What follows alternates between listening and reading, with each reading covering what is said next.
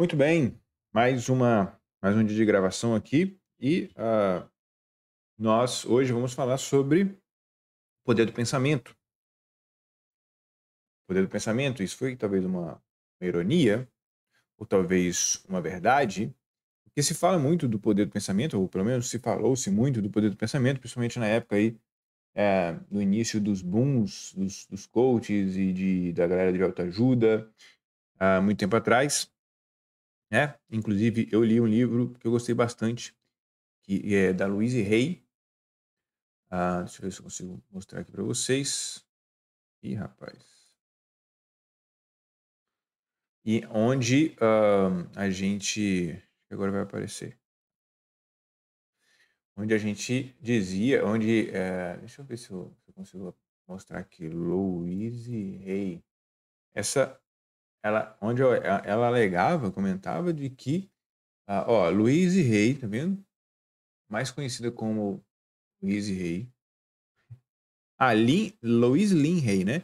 Mais conhecida como Louise Hay, foi uma escritora e palestrante motivacional norte-americana e fundadora da editora Hay House, que publicou centenas de livros, diversos autores e tal. Mas não tem nenhuma. O que defendia Louise Hay, ó.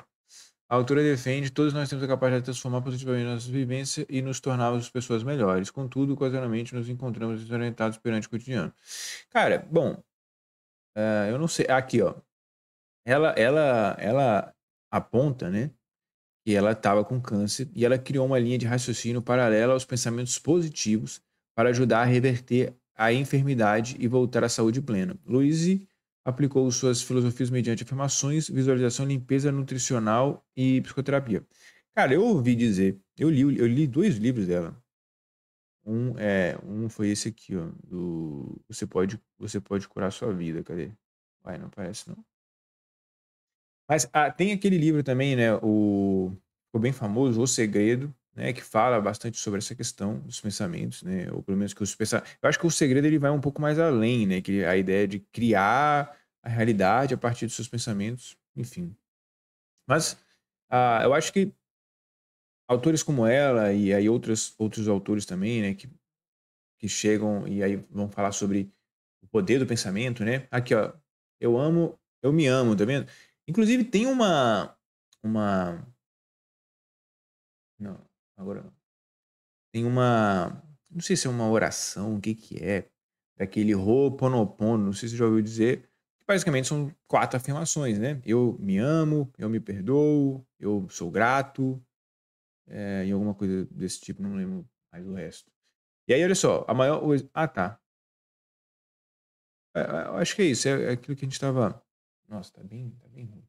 Mas beleza, só fazendo essa introdução, né, do porquê eu iniciei falando sobre o poder do pensamento. Porque, cara, efetivamente, ele tem, né, o pensamento ele tem uma grande influência na nossa vida, né? Pelo menos na nossa qualidade de vida, nas decisões que nós tomamos e também na capacidade de sermos coerente, né, com aquilo que nós nos propomos a fazer, certo? Uma vez que a gente diz, olha, eh, semana que vem eu vou fazer tal coisa, certo?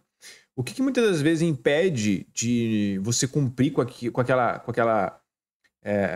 aquele compromisso que você fez? Muitas vezes são pensamentos, certo? São ideias de que a gente pode achar que vai dar errado, ideias de que a gente pode achar que vai ser uma perda de tempo, ideias que a gente pode achar que vai ser um grande sofrimento, um martírio da gente ir. Então, esses pensamentos ficam rodando na nossa cabeça e que, obviamente, interferem na nossa capacidade de avaliar e de tomar decisões, eles são extremamente importantes, tá?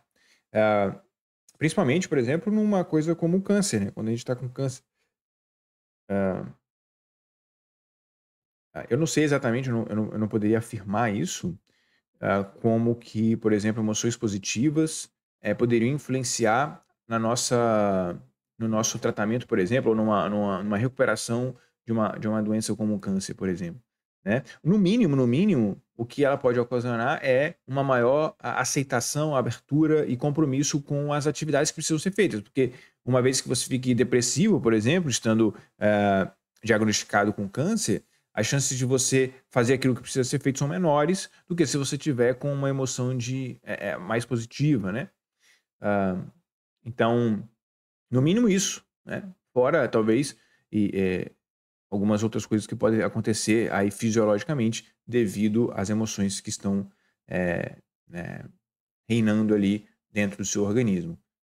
Dito isso, sem essa introdução longa até, eu queria fazer essa pergunta, né? Seria a qualidade de vida, seria a qualidade da nossa vida, ela é tal qual seria a qualidade de nossa vida, tal qual é a qualidade de nossos pensamentos?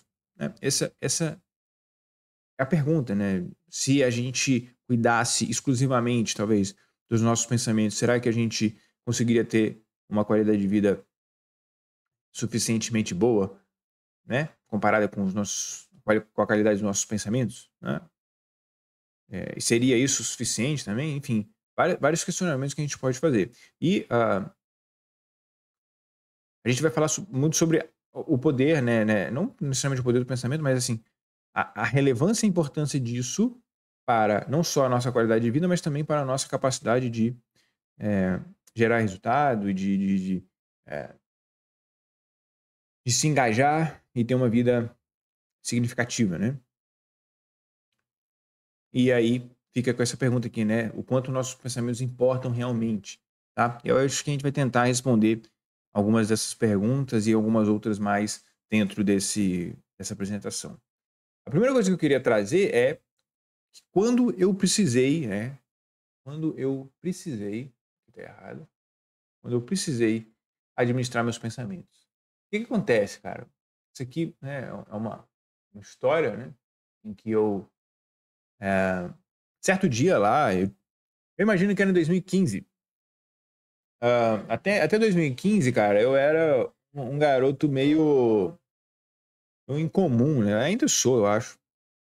Mas eu era um garoto incomum porque eu não sei explicar muito bem, mas assim, basicamente eu era meio, sei lá, meio incontente com as coisas, eu era meio frustrado com muita coisa, ao mesmo tempo que eu era sonhador, ao mesmo tempo que, sei lá, tinha uma qualidade, tinha recursos e estrutura muito boa, né, comparado com o restante das pessoas.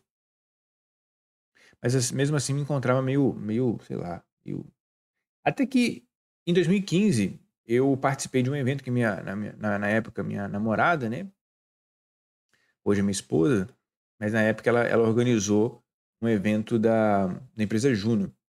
E aí, cara, nesse evento, eu vou tentar ser breve, né? Mas basicamente é o seguinte, nesse evento a gente conheceu um cara, e esse cara, basicamente, eu acho que deve ter feito um curso de coach.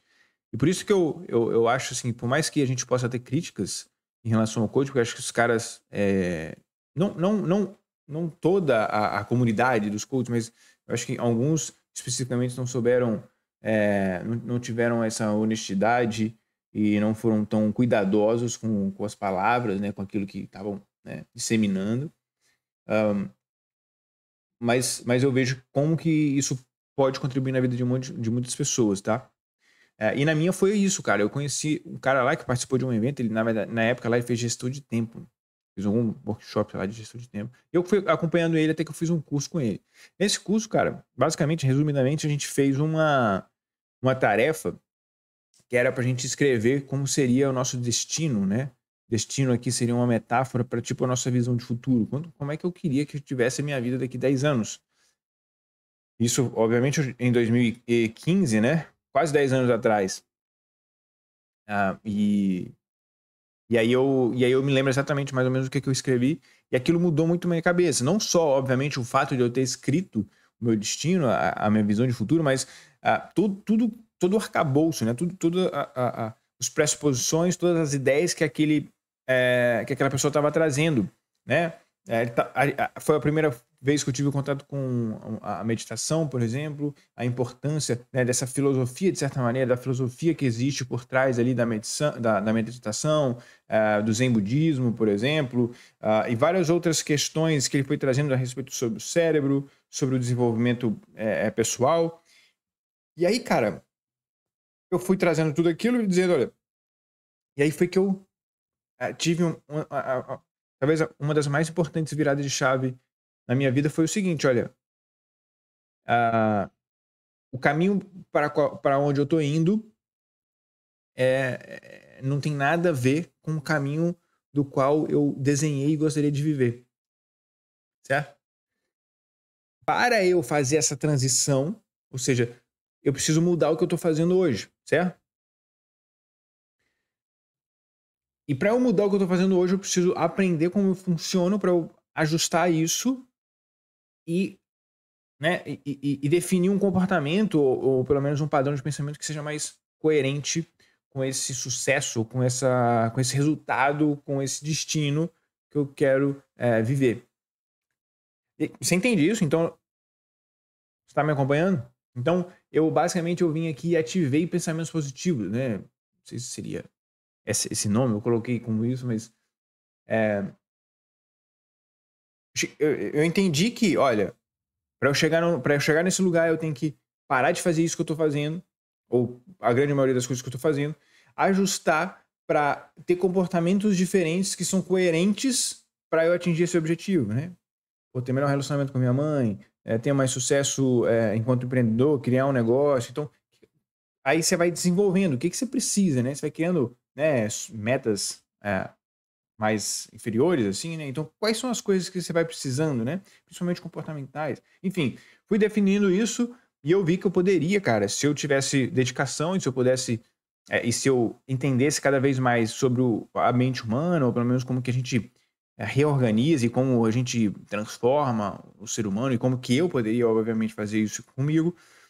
E aí, cara, o que foi que virou a chave que eu comecei efetivamente a ler pra caramba, a estudar pra caramba, coisa que eu nunca tinha feito até então. Então, assim, isso foi obviamente, isso traz uma enxurrada de novos pensamentos, certo? Porque antes eram pensamentos meio tolos até, né? Que eram pensamentos do tipo, pô, como é que eu faço para conseguir ir surfar hoje ou amanhã? Eram mais pensamentos mais sabe, imediatistas, né? Como é que eu faço para ir surfar hoje e ainda, tipo, e ainda ir trabalhar para não ficar mal com meu pai, sei lá, sabe? Essas coisas meio bestas, imediatistas, né? Ah, será que eu vou na festa do amigo ali ou será que eu vou ah, será que eu vou num outro evento lá? Eram pensamentos meio assim, sabe? Aquilo que reinava na minha cabeça. Dado essa data, o que começou cara, o que que eu preciso aprender agora, certo? Para eu poder, sei lá, eu passar a ser um pouco mais, sei lá, um pouco mais cuidadoso com minhas palavras na relação com minha mãe, certo? Pô, como é que agora eu consigo ter um pouco mais de controle? O que que eu preciso fazer para eu ter um pouco mais de controle na minha, ou pelo menos na época, eu não lembro como é que foi isso, mas assim, para eu exterminar o hábito da pornografia, de assistir pornografia ou de masturbação, como é que eu consigo fazer isso? Sabe? Esses pensamentos começaram a reinar na minha cabeça agora. Entende ou não? E aí outros também, um outro momento foi quando eu entendi isso, assim, eu comecei a definir um monte de coisa na minha cabeça, certo? Coisas que eu queria fazer, ou que eu queria parar de fazer. E o que acontecia? Obviamente, não é tão fácil assim, né? Então, eu me comprometia com uma coisa, eu fazia vários desafios semanais, né? Então, às vezes na segunda-feira, às vezes, a maioria das vezes era na segunda, né? Que eu tava motivadão. E aí, sei lá, eu vou ficar um tempo sem comer açúcar. Eu vou fazer meditação todos os dias. Eu vou fazer uma listinha aqui de gratidão, né? Teve um muito bom, inclusive eu recomendo as pessoas a fazerem. Tipo, você, todos os dias de manhã, você listar 3 coisas pelas quais você é grato, sabe? Putz, mano. Se você se engajar nessa tarefa mesmo, você pode ir longe. E dar um gás, dar uma parada bem legal. Né? Eu acho que ajusta, né? Organiza essas ah, o fluxo de pensamento, sabe? Assim como antes eu tinha pensamentos mais imediatistas, meio bestas, meio, sabe, egoístas, efêmeros. Como é que já dizia aquela filosofia que veio a filosofia do prazer? É isso? O hedonismo, eram pensamentos hedonistas, entendeu? Que significa o quê? a busca por prazer como finalidade da vida humana, entendeu? Não que isso seja ruim, você buscar pelo prazer como finalidade da vida humana, certo? Só que, né, o prazer pelo prazer, naquele caso, estava me fazendo mal, porque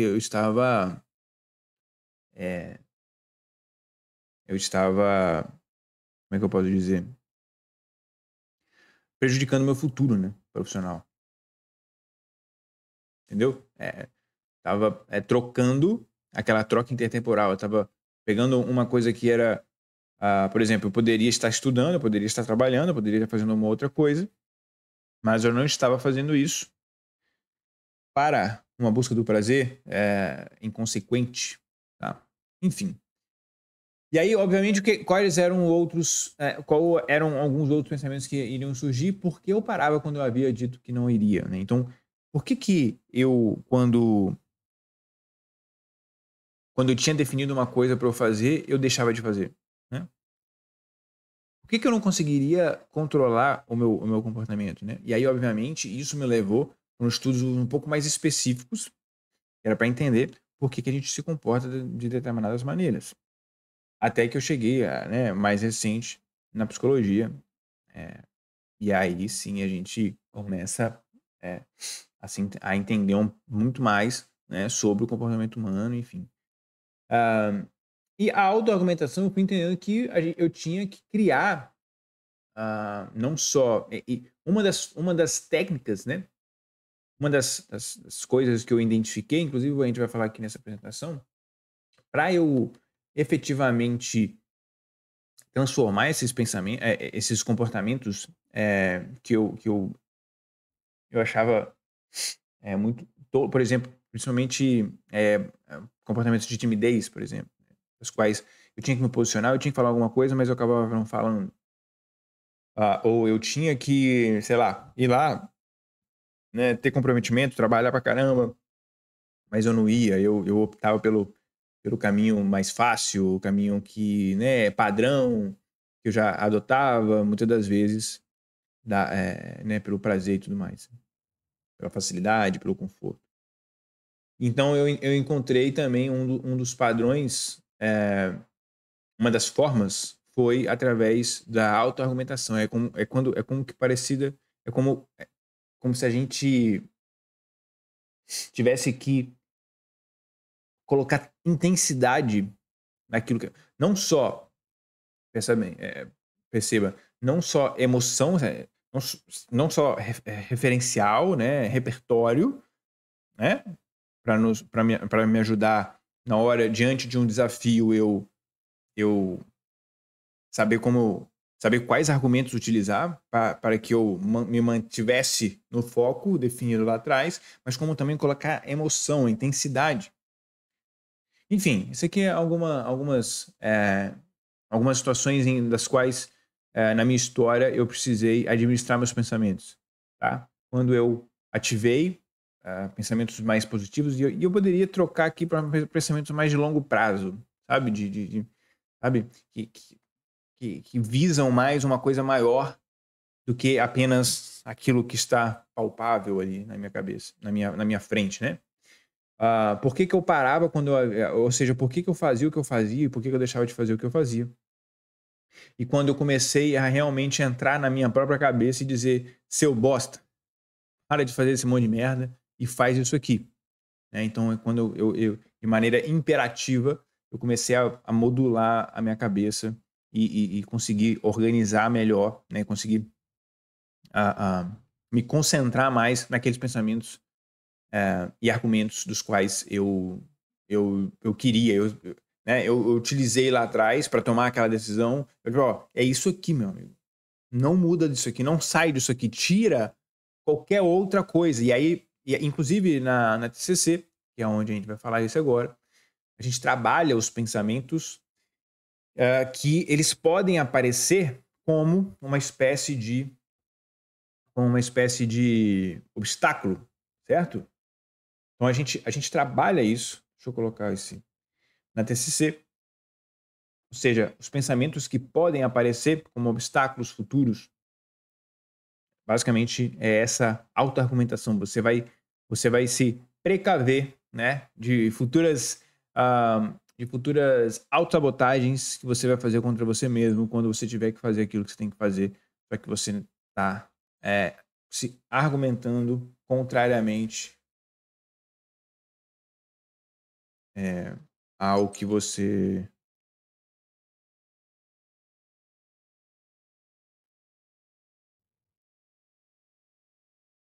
Beleza? Vou mandar uma mensagem aqui. Pam, pam, pam, pam. Muito bem. Então, eu queria começar, né? Já começando, pô, a gente já tem 20 minutos, pelo amor de Deus. Eu vou tentar ser breve, cara.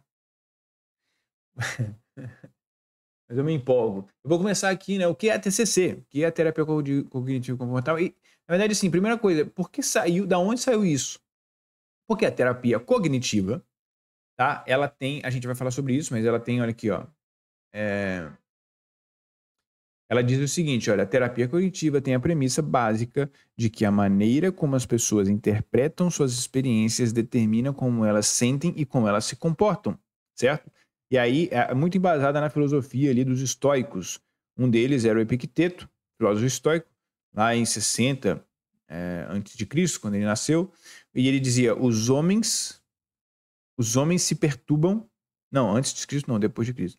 Os homens se perturbam não pelas coisas, mas pela visão que têm delas. Né? Então, o que aconteceu, cara, na psicologia, né?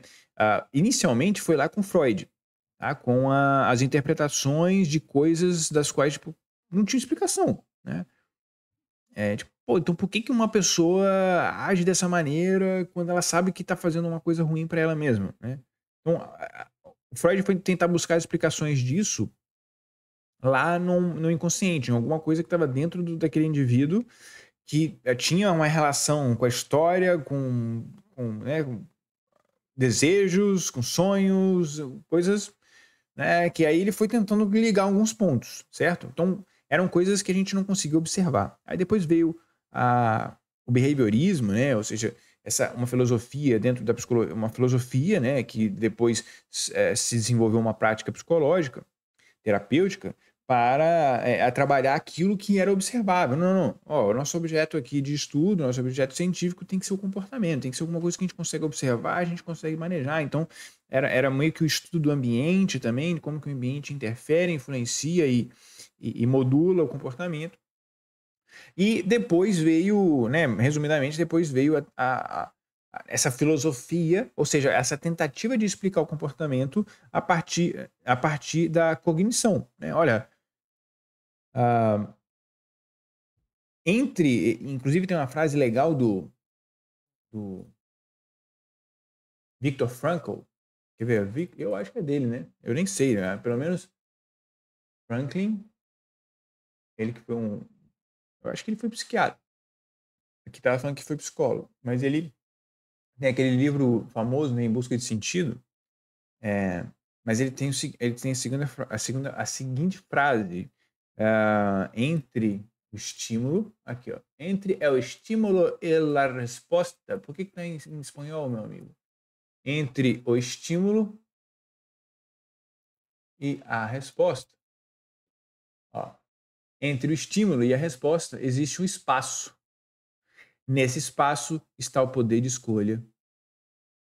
O poder de escolher a nossa resposta. Na nossa resposta encontra-se o nosso crescimento e a nossa liberdade. Viktor Frankl conta dessa antessala da ação delimitada. Enfim, esse cara, bom, fez essa frase, não foi à toa, tá? Esse cara ele participou, né? Ele foi vítima ali do Holocausto, ficou um tempo preso e conseguiu sair, e aí ele foi tentar explicar o porquê com algumas pessoas. E aí lembra, eu acho que toda a filosofia né, que depois se desenvolve numa psicoterapia, que hoje o Viktor Frankl tem a logoterapia, né? Eu não tenho, mas ele pelo menos desenvolveu. Eu acho que ela parte de uma visão, né, para tentar explicar o comportamento humano, certo? Às vezes através de uma experiência, como foi o Viktor Frankl. E aí você vai desenvolvendo algumas técnicas para você, dada aquela filosofia, dada aquele entendimento que você teve sobre o comportamento. Então, mas por que eu estou dizendo isso? Né? Porque, né, muito antes disso, né, muito antes do Frankl dizer isso, ele deve ter falado isso mais recente, né, foi logo depois da Segunda Guerra, né, que eu não sei exatamente quando foi isso, 1960, deve ter sido. Logo depois disso, mas muito antes disso, lá em 1960, se eu não me engano, que foi que começou, o Beck, Aaron Beck, a gente vai falar um pouco sobre ele aqui, ó, esse tiozinho aqui, né, e a filha dele, que foi quem escreveu esse livro aqui especificamente, certo? Foi a Judith Beck. Eles já estavam entendendo que existia, né? Olha, não é nem né, é o caminho do meio aí entre a psicologia, entre a psicanálise e o behaviorismo. Existe um caminho do meio, ou seja, existe uma questão cognitiva da qual influencia também o nosso comportamento, que a gente não pode necessariamente extrair, a gente não pode tirar. E mais até, a gente consegue modular isso. Esse que é o ponto, a gente consegue modular o nosso pensamento. Não é à toa que surgiu esse monte de teorias e ideias a respeito do pensamento. Não foi, eu nem acho que tenha sido tipo assim, a galera estudou TCC. A galera estudou TCC, terapia cognitiva comportamental, e de repente os caras começaram a criar novas teorias. Não, eu acho que foi concomitante, sabe? As pessoas começaram a perceber que, pô, a partir do momento que você muda o teu pensamento, você consegue se sentir melhor, né? Então, e foi isso que aconteceu comigo. Eu nunca tinha estudado TCC até uns 2 anos atrás. Só que quando eu li, eu percebi que eu já sabia o que era. Eu falei, mas calma aí, eu já experimentei isso, né? Esse cuidado, esse questionamento, essa cautela que você tem com o pensamento ajuda e auxilia bastante a gente ter uma emoção mais positiva, certo? E ao mesmo tempo ajuda a amenizar as emoções negativas, né? Não é à toa que surgiram tantas teorias, não teorias, né? Pelo menos tantas pessoas se levantando, escrevendo livro, falando, né, criando suas próprias filosofias de vida, né? E compartilhando sobre isso, né? Não é à toa, por exemplo, que o mindfulness hoje é a capacidade de você, de certa maneira, se abstrair dos pensamentos. Eu não sei se essa seria a melhor palavra, abstrair, mas pelo menos não se apegar ao pensamento, perceba? Né? Não necessariamente tentar transformar, não necessariamente tentar calar, mas não se apegar a ele, certo? Que sabe, são experiências meio até complicadas a gente explicar como é que funciona, né? Se não efetivamente experimentá-las. Mas bom, dito tudo isso, vamos continuar aqui, né? Então a TCC, que é, né, essa terapia que está aí, né, tentando entender o que está entre o estímulo e a nossa resposta, certo? Como é que a gente modula essa liberdade que a gente, em tese, tem para que a gente tome melhores decisões. Faz sentido? Muito bem. E aí eu achei interessante essa frase aqui do José Saramago, que diz: é preciso sair da ilha para que nós possamos ver a ilha. Não nos vemos. Aí ele completa: não nos vemos se não saímos de nós. O que quer dizer sairmos de nós? Né? Quando eu, por exemplo, estava lá com aqueles pensamentos tipo, pô, será que eu vou para X? Será que eu vou para Y? Será que eu vou fazer hoje?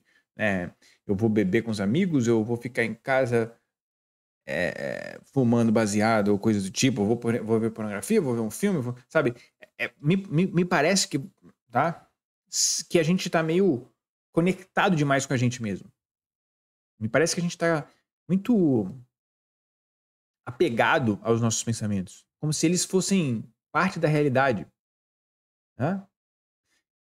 E quando o cara disse, olha, lá no curso, né, ele foi trazendo vários conhecimentos, ele foi falando, olha, grande parte do seu resultado né, consequência daquilo que você está pensando, por exemplo. E aí, quando ele falou isso, e eu obviamente eu acreditei, eu falei, calma aí, então o que passa pelos meus pensamentos? O que eu penso? O que eu não penso, né? Obviamente ele foi trazendo um arcabouço de conhecimento, um monte de ideias e de conhecimentos que me ajudou de certa maneira, sair de mim. A ponto de eu olhar para o meu pensamento e ser possível de questionar. Eu sei que é meio subjetivo, eu sei que é meio estranho. Inclusive, a gente vai tentar falar isso aqui, né? Eu acho que vou ter que dividir esse vídeo aqui em 2, não vai ter como. Eu já tenho meia hora, eu não saí do primeiro tópico.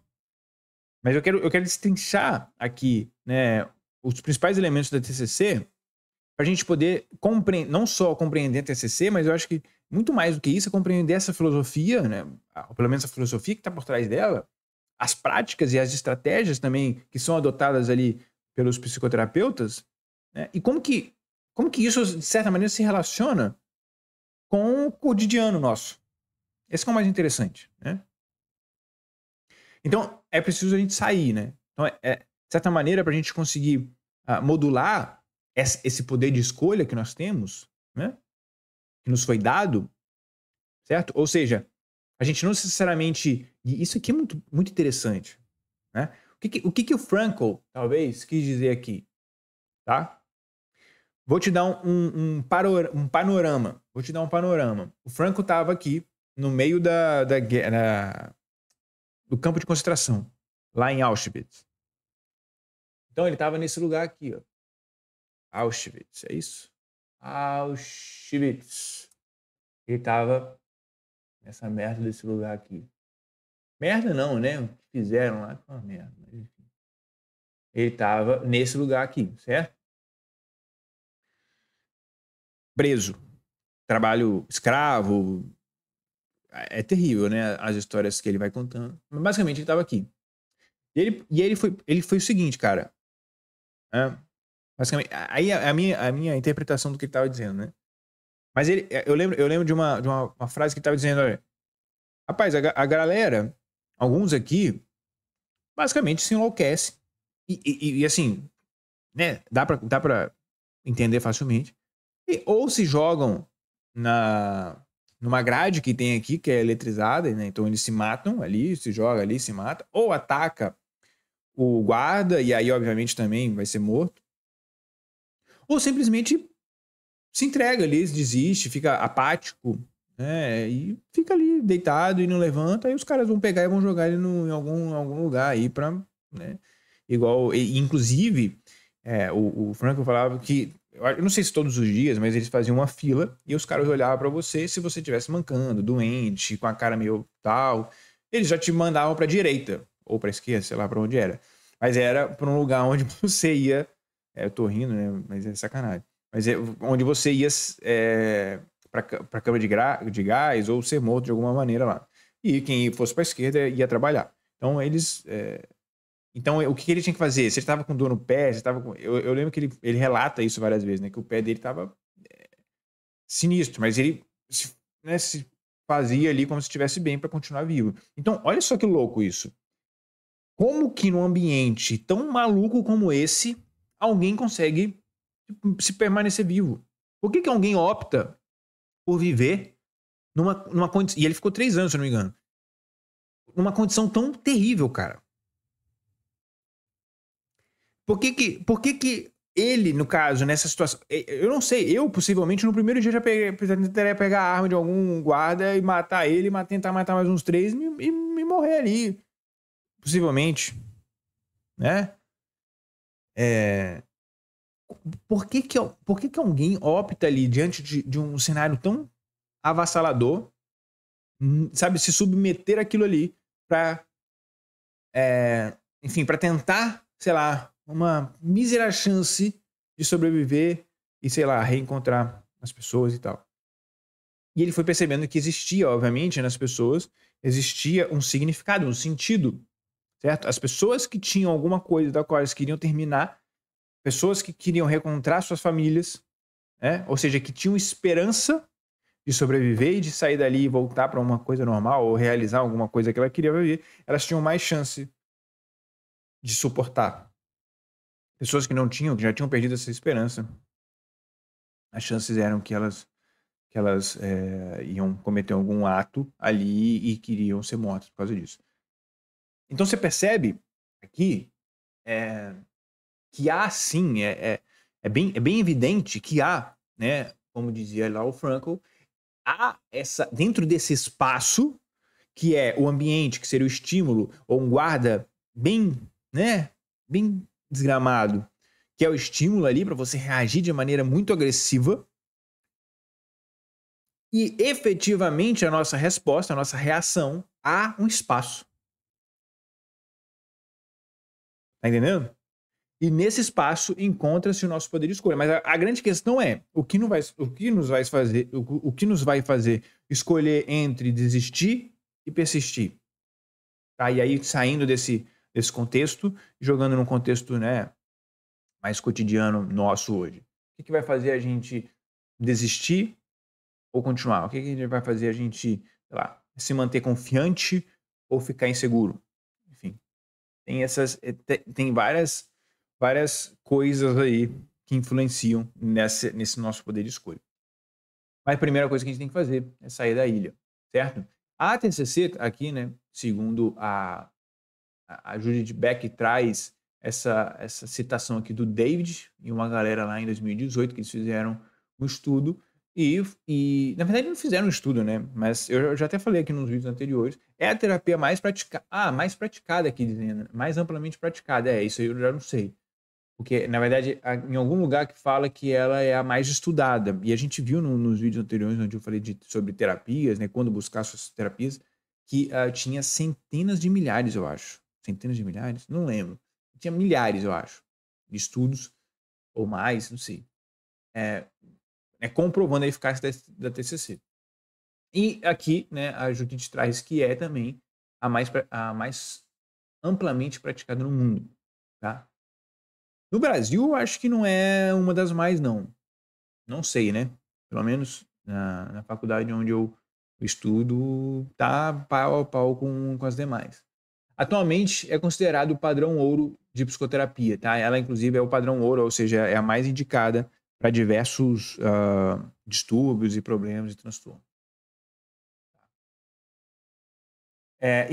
Isso aqui falando sobre a TCC, né? É uma abordagem da psicologia clínica que se utiliza de técnicas e estratégias comportamentais e cognitivas. Aí eu falei lá atrás, né, do behaviorismo, né, que foca no comportamento. Inclusive, a TCC, ela é uma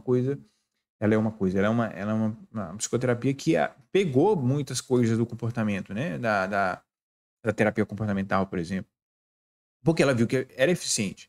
Né?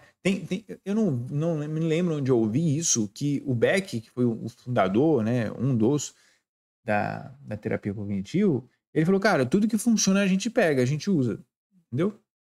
Então, por isso que ela é bem científica, né? Assim, eles se preocupam bastante em testar, inclusive a gente vai falar aqui sobre a história do Beck, né? Que ele lá tá vendo, 1950, tá. Que ele começou a identificar essas coisas. E aí eles foram fazer aqui, ó, estudos. Aqui, ó. Cadê?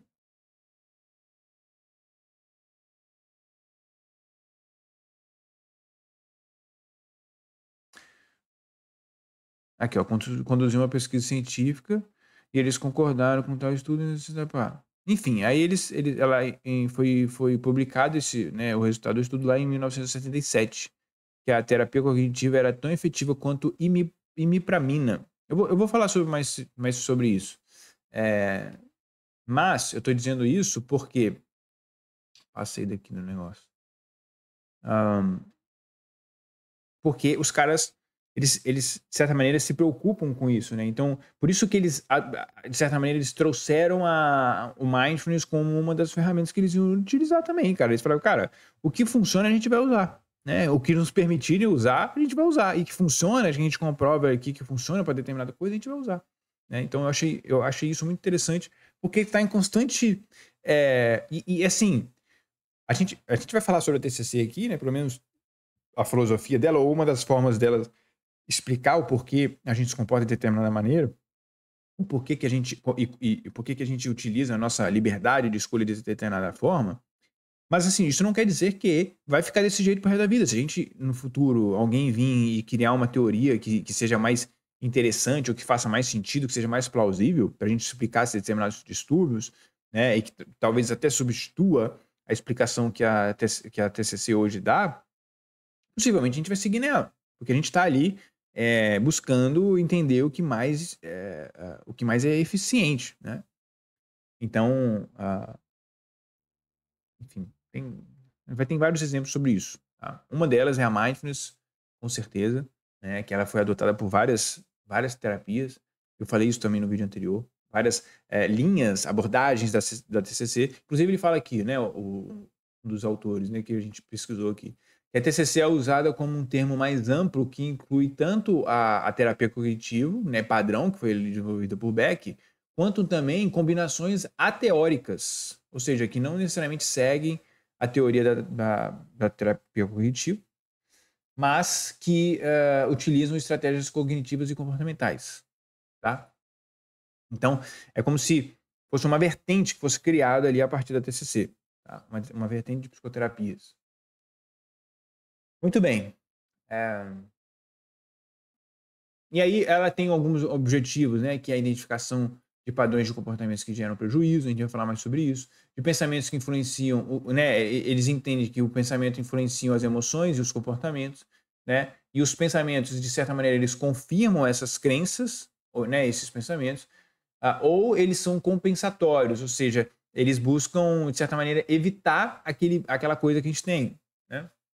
Ou seja, se eu tenho um pensamento de que de que eu não vou conseguir conversar com aquelas pessoas, de que eu vou ser rejeitado, sei lá, eu posso beber para que eu me sinta mais à vontade e, sei lá, ou eu posso ir com uma determinada roupa para que eu seja mais aceito, eu posso adotar uma determinada postura e comportamento para que eu evite essa rejeição, né? Então, esses são comportamentos compensatórios. Eu tento evitar aquilo que eu temo. Ou, quando eu chego lá, eu fico de cara fechada, né, a todo momento analisando o comportamento dos outros para confirmar aquela ideia que eu tenho sobre ele, né? Então é uma postura mais sei lá, as duas são, né, mais ativas. Uma tentando comprovar a sua ideia e a outra tentando evitar, né, aquela sua ideia que você tem. Então, o objetivo é de reestruturação cognitiva, né, que são as melhores avaliações a respeito, que é a partir do momento que a gente consegue ter melhores avaliações a respeito de nós mesmos, de outro e do mundo. Tá? É o que o Beck chama da tríade cognitiva, né, que são pensamentos a respeito de nós mesmos, a respeito do outro e a respeito do mundo. Muito bem. Então, a gente vem aqui, né, para quem foi esse tal desse tiozinho aqui do Aaron Beck.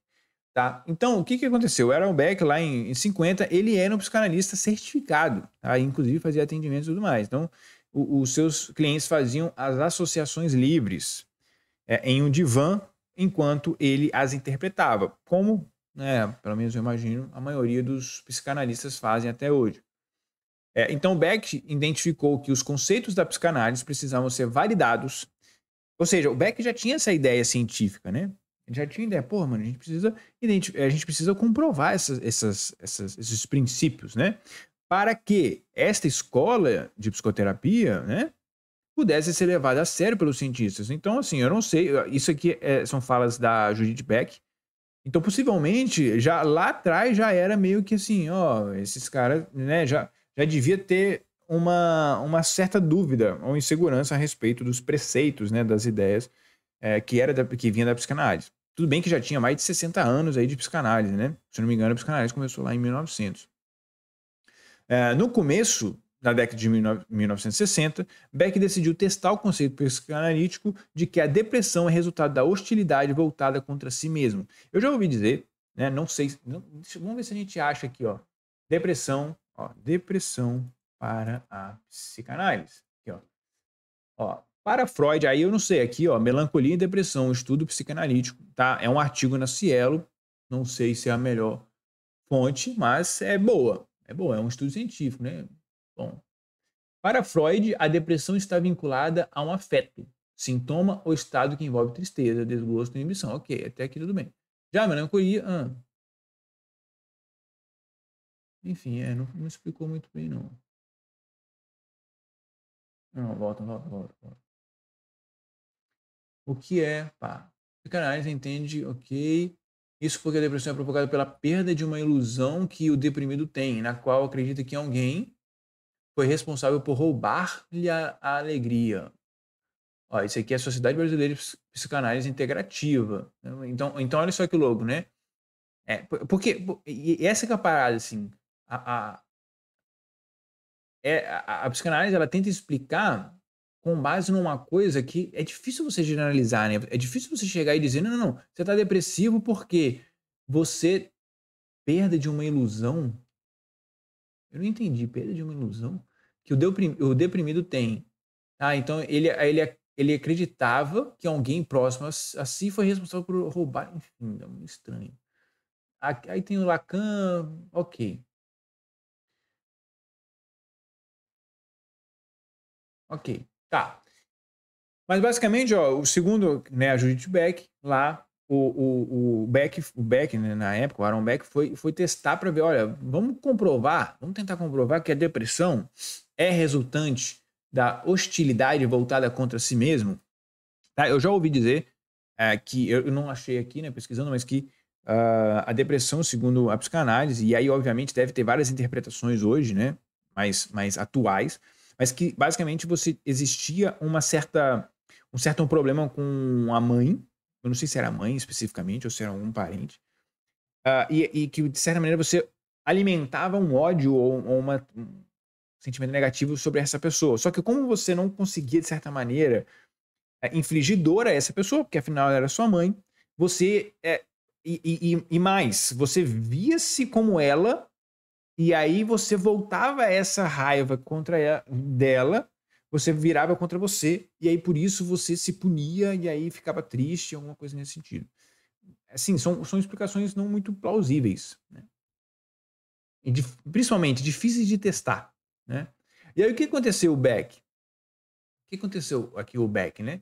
Então ele investigou ó, os sonhos dos clientes deprimidos, os quais, segundo sua previsão, manifestariam, olha só, segundo a previsão dele, claro, se baseando ali na terapia psicanalítica, manifestariam então temas de hostilidade, ou seja, manifestariam mais temas de hostilidade do que os sonhos de clientes psiquiátricos sem depressão.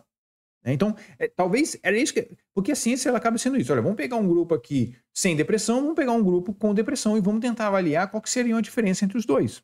Tá? Pelo menos, esse eu imagino que seja uma das formas de você conseguir identificar o que há de diferente entre esses dois grupos, ok? Então, para a sua surpresa, ele acabou descobrindo que os sonhos dos clientes deprimidos continham menos temas de hostilidade e muito mais temas relacionados a fracasso, privação e perda. Né? É a relação, então, dessa pessoa não consigo mesma, mas com o ambiente externo. Ou seja, ela fracassou em alguma coisa, ela tem medo de fracasso, ela tem medo de ser privada, de ser, sei lá, ou de perder aquilo que ela já tem, certo? Muito bem. E aí, os resultados de outros estudos conduzidos por Beck levaram-no a acreditar que uma ideia psicanalítica relacionada, né, a de que os clientes deprimidos têm necessidade de sofrer, poderia ser incorreta, tá? Então, essa ideia que o Beck teve, né, ou pelo menos essa experiência que ele teve, tentando comprovar alguns princípios da psicanálise, poderia dizer, olha, eu acho que esse especificamente pode estar incorreto. Muito bem. Então, enquanto o Beck ouvia seus clientes no divã, percebia que eles, ocasionalmente, relatavam dois tipos de pensamentos. Uma vertente de livre associação e outra de pensamentos rápidos, de qualificação sobre si mesmo, de qualificações sobre si mesmo. Inclusive, né, esse aqui talvez seja um dos livros mais citados aqui que eu já citei, né, Rápido e Devagar, As Duas Formas de Pensar, e que, inclusive, a minha próxima apresentação vai ser sobre esse livro. Eu tenho esse livro desde 2016, eu acho. Não é que eu nem não dá pra nem dizer que eu comecei esse livro. Eu li algumas páginas, mas não dava continuidade. E semana que vem eu vou fazer isso. Nós vamos fazer uma apresentação aqui, eu tenho certeza que vai ser massa, tá? Mas olha só, esse livro aqui fala dessas duas formas de pensar, uma mais elaborada, mais reflexiva, e outra mais instintiva, mais rápida mesmo. E aí, segundo o Beck aqui, né, eram pensamentos rápidos, certo? Então, uma era a vertente de livre associação. E, cara, e é difícil, tá? Na minha visão, esse é um baita de desafio, e eu acho que é por isso que grande parte dos psicanalistas consegue ter resultado com seus analisados, né? Porque se você conseguir fazer isso aqui, cara, se você conseguir pegar uma pessoa comum e fazer com que ela faça essa livre associação, ou seja, esse pensamento que é, sabe, a ideia de sair da ilha, a livre associação me parece muito isso, tá? Enquanto pensamentos rápidos, não. Essa outra vertente de pensamento, não. É quando você está realmente associado com seus pensamentos. É quando você, não sei se você já testou parar para fazer meditação, é quando o pensamento de livre associação, ele seria mais controlável um pouco, sabe? Inclusive, esse autor, o Daniel Kahneman, ele fala, né, que o pensamento, o 2, que ele chama, o sistema 2, ele é controlado, ele é intencional, certo? Então, ele exige a nossa atenção para isso. Já o pensamento rápido, ele não exige, ele só vem, ele vai vindo e vai influenciando, obviamente, nossas decisões, inclusive, tá? Vai influenciando aquilo que a gente sente, vai influenciando o nosso caminho, sabe? Sabe aquele, quando você tá num discurso, quando você tá falando uma coisa, você fala, acho que eu falei merda. Sabe esse, acho que falei merda. Sabe esse pensamentozinho que veio? E isso já meio que dá uma travada, dá um puxão no estômago e você já se recompõe, olha para os lados assim para ver se alguém percebeu e segue. Mas segue mais apreensivo. Entende? Não foi de maneira não foi de maneira intencional que você teve esse pensamento. Entende? E o grande problema não é que os pensamentos rápidos são problemas. Né? O grande problema é quando eles são distorcidos, que a gente vai falar sobre isso aqui. Quando eles são distorcidos, eles estão enviesados, eles estão equivocados. Né? E não se faz uma análise real da realidade, uma análise real da realidade, uma análise da realidade, para você poder efetivamente identificar se você, né, presta atenção a esse pensamento ou não. Mas como eu estava falando, quando você está meditando, por exemplo, em tese você tem ali o sistema 2 controlando a sua atenção, certo? Mas tem vezes que você simplesmente entra num fluxo de pensamento aleatório, você nem, né, que você não controla, que ele só vai. Quando você se vê assim, caraca, nossa, onde eu cheguei, velho? Aí você volta. A meditação, basicamente, né, simplificadamente, esse é o processo.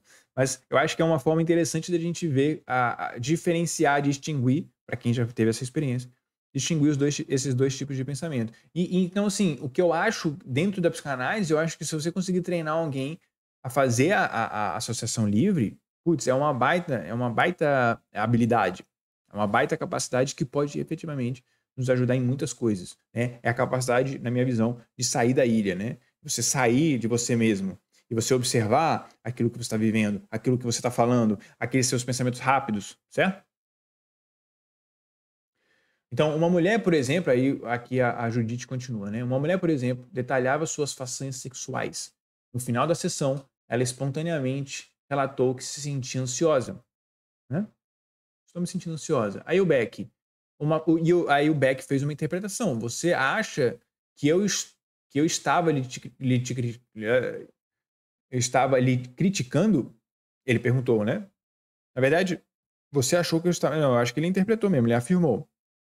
Aí a cliente discordou e diz: não, eu estava com medo de estar chateando você. Você viu como. Você lembra quando eu fiz aquele exemplo? Aqui você está falando alguma coisa, e você, de repente, você sente um negócio. E aí o que a cliente fez? Ela jogou isso ela naquele fluxo ali, ela jogou isso pro Beck. E aí o Beck imediatamente falou: vamos testar então esse pensamento, né? Porque algum pensamento provocou essa ansiedade. Então aí ele perguntou: então você estava, não perguntou ou afirmou, né? Você então estava achando que eu estava te criticando por estar falando sobre essas questões sexuais? Ela: não, eu acho que na verdade eu estava te chateando. Aí o Beck possivelmente falou: eu acho que eu não estava chateado, não.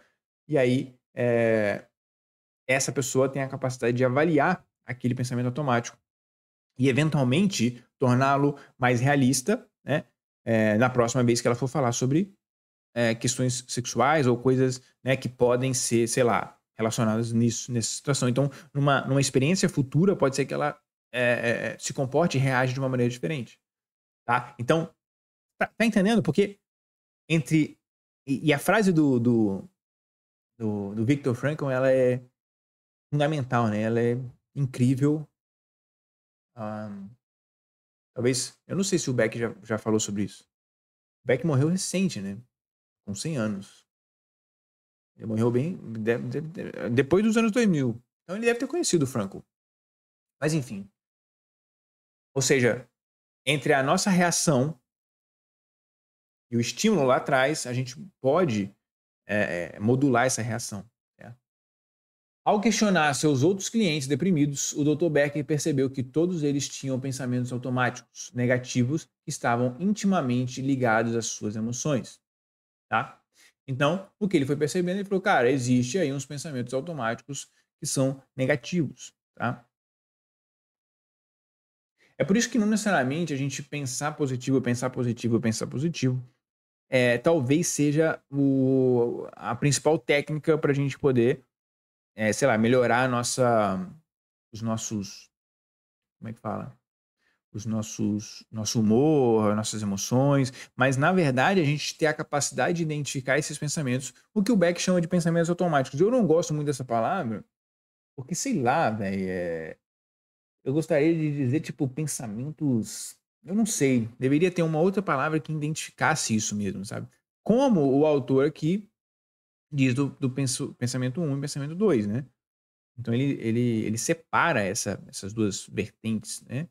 O Beck, eu não acho que ele faça isso, né? Pelo menos até onde eu sei, não. E aí, então, olha só, ele percebeu que tinha esses pensamentos automáticos negativos e ele começou, então, a ajudar os seus clientes a identificar, e esse que é o ponto. Inicialmente, a gente precisa identificá-los, porque, às vezes, a gente está tão apegado e identificado com esses pensamentos que a gente nem sequer consegue entender que eles são os pensamentos, entendeu? Aí, depois de identificar, eles vão avaliar e responder ao seu pensamento irrealista e mal adaptativo, tá? Quando fez isso, eles melhoraram rapidamente. Tá? Muito possivelmente, eles vão identificar, avaliar e responder através de um pensamento que a gente poderia te dizer que também é uma associação livre, né? Como ele comentou aqui, né? Lá quando o Beck atuava lá no divã, existia, então, dois tipos de pensamento. Uma que seria essa vertente de associação livre, que seria um pensamento controlado, um pensamento intencional, e outro que é um pensamento rápido que só vem assim e vai, né, e chacoalha a gente. Beleza? E aí, Beck, então, ele teve a sua atenção despertada pela visão negativa que os pacientes deprimidos tinham em relação a si mesmos, o mundo, a sua volta e o futuro, e o seu futuro, né, o futuro delas, né, que chama da tríade cognitiva. E sugeriu que essa visão negativa seria o aspecto responsável pelos sintomas depressivos. Muito bem. Então, Beck começou, então, a ensinar seus residentes de psiquiatria na Universidade da Pensilvânia a usarem essa forma de tratamento. Eles também descobriram que seus clientes respondiam bem. Então, ele foi ensinando para outros psiquiatras, falou, cara, galera, usa essa estratégia aqui, vê se vai dar certo. Essa talvez foi uma das principais, das primeiras comprovações dele, assim, ó, acho que vale a pena a gente se dedicar nisso, né? Será que aconteceu só comigo, né? Será que eu tô doido? Será que eu tô enviesado? O Beck poderia estar pensando, né? E aí ele jogou pra galera, a galera parece que deu resultado bom também. Aí veio o residente-chefe, médico psiquiatra, John Rush, atualmente grande autoria no campo da depressão, né? E discutiu a possibilidade de conduzir uma pesquisa científica lá com o Beck. Então, eles concordaram que tal estudo era necessário para demonstrar a eficiência da terapia cognitiva. Né? Então, todos esses princípios que o Beck foi descobrindo, né, eu acho que aqui é bem simplificado, né, que a Judith traz. Mas esses princípios eles queriam testar. Pô, vamos testar para ver se essa ideia dos pensamentos rápidos realmente eles funcionam, da onde que eles saem, se a gente consegue, de certa maneira, identificar alguns confundidores, algumas coisas que podem estar influenciando aí no resultado e a gente pode estar achando que está sendo bom demais para ser verdade, enfim. Então, aí eles fizeram um ensaio clínico controlado e randomizado com clientes deprimidos. Assim, um ensaio clínico controlado e randomizado. Deixa eu ver, vamos ver o que é isso. Só para a gente poder saber aí, né? Para a gente não sair falando coisas das quais a gente não sai. Então, ó, qual a definição do ensaio clínico controlado e randomizado? Ó, estudo clínico ou ensaio clínico controlado e randomizado. Randomizado eu sei que vem de random, que é aleatório, né? É um tipo de estudo experimental que é usado como padrão de referência dos métodos de pesquisa em epidemiologia, tendo a melhor fonte de evidência científica disponível e a melhor fonte de determinação de eficácia de uma intervenção. Tá? Então, bom, aparentemente até então é a melhor fonte, mas isso aqui foi em 1999. Como funciona? O ensaio clínico randômico é um instrumento de pesquisa revolucionário, simples e o mais robusto de todos. Essencialmente é um estudo em que os participantes são alocados randomicamente, ou seja, os participantes são randomizados. Pô, mano, usa uma palavra existente, né? Para receber uma ou mais intervenções. Eu acho que eles são alocados, eles são escolhidos aleatoriamente, né? Sem eles saberem, não sei se sem eles saberem para onde eles vão, entendeu? O que, que eles vão fazer, se o remédio que eles vão tomar é o real ou é o placebo, sei lá, alguma coisa nesse caminho. Deixa que é randomicamente, velho. Que depende das situações incertas e não de um evento específico, aleatório. É, aleatório. Imaginei que fosse isso. Ok. Muito bem. Então, esse ensaio, eles fizeram isso com clientes deprimidos, tá? E, publicado em 1977, constatou que a terapia cognitiva era tão efetiva quanto a imipramina, um antidepressivo comum. E aqui, inclusive, eles falam, foi uma das primeiras vezes em que a terapia da palavra havia sido comparada com uma medicação. Em um estudo de segmento, a terapia cognitiva se revelou muito mais efetiva do que a imipramina na prevenção. Isso aqui que eu ia falar, na prevenção de recaída, tá? O que eu já vi alguns estudos falando assim, pegando algum gráfico, eu poderia trazer isso depois, no futuro talvez, quem sabe. Agora acho que não vou conseguir achar isso, mas basicamente é um gráfico, tipo assim, olha, quando você toma um remédio antidepressivo e faz a TCC, meio que vocês ficam iguais, assim, né? O resultado, né, a melhora fica igual. Só que aí, quando você vai comparando no longo prazo, o remédio a pessoa que toma remédio, foi tratada só com remédio, tende a ir caindo, certo? E quem foi tratado com TCC tende a continuar, tende a permanecer. Ou seja, no longo prazo, não, inclusive o remédio pode ser até mais rápido, né, do que a TCC. Só que no longo prazo, a melhora se perpetua, né? Pelo menos em maior porcentagem. Percentualmente, né? Então, aqui é até uma observação minha, tá? Não foi que a gente falou isso. Porcentagem de recaída no longo prazo, a TCC é melhor, né? Tanto que ela fala aqui de prevenção de recaída, inclusive, atualmente já tem uma espécie de uma evolução. Eita! Já tem uma espécie de evolução. Deixa eu só ajeitar aqui minha câmera. Ixi. Tá meio que... Tem um negócio aqui de desativar, ativar. Não sei por que acontece isso. Então, tem uma... parece que agora tem um livro, como se fosse uma evolução da TCC, que é a TCC voltada para a recuperação, se não me engano. Deixa eu ver aqui, eu acho que é CTR. Aqui, ó. Vamos ver o que eles falam aqui. O que é CTR na psicologia? Centro de Terapia Cognitiva Orientada para a Recuperação. Tá? Beck Institute.